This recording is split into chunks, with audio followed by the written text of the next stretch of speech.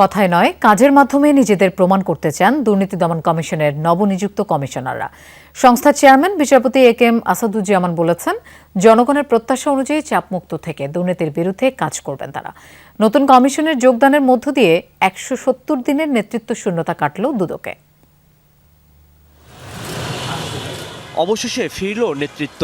বুধবার সকালে সেগুনবাগিচায় দুর্নীতি দমন কমিশনের প্রধান কার্যালয়ে যোগ দেন নবনিযুক্ত চেয়ারম্যান বিচারপতি এ.কে.এম. আসাদুজ্জামান এবং দুই কমিশনার ডক্টর জাহাঙ্গীর আলম খান ও ডক্টর সাজ্জাদ হোসেন ভূঁইয়া।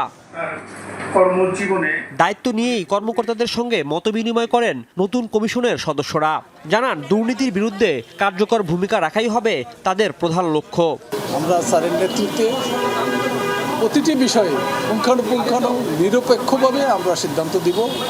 আপনারা অতি অল্প সময়ে এই সকল বিষয়ে অগ্রগতি জানতে পারবেন। এক বাক্যে বলবো, আপনারা দেখবেন বৃক্ষ তোমার নাম কি, ফলে পরিচয় হবে।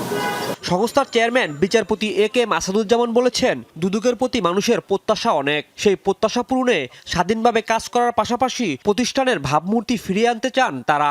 আজকে আমাদের প্রথম কার্যদিবস ছিল দুদকে। আমরা কাজ শুরু করেছি মানুষের প্রত্যাশার মতন করে, প্রত্যাশা অনুযায়ী দেশের জন্য কাজে করতে পারি, দুদকের ভাবমূর্তি ফিরিয়ে আনতে পারি। আমাদের কাজ শুরু করে দেন, ইনশাল্লাহ আগামী দিনে ভালো ফল আমাদের আনবো বলে আমাদের প্রত্যাশা আছে। গত ৩ মার্চ আব্দুল মোমিনের নেতৃত্বে ৩ সদস্যের কমিশন পদত্যাগ করলে নেতৃত্ব শূন্য হয়ে পড়ে রাষ্ট্রীয় দুর্নীতি বিরোধী সংস্থাটি। এরপর কেটেছে ১৭০ দিন। নতুন কমিশনে যোগদানের মধ্য দিয়ে অবসান হলো সেই দীর্ঘ শূন্যতার। রাজীব আহমেদ, যমুনা নিউজ, ঢাকা।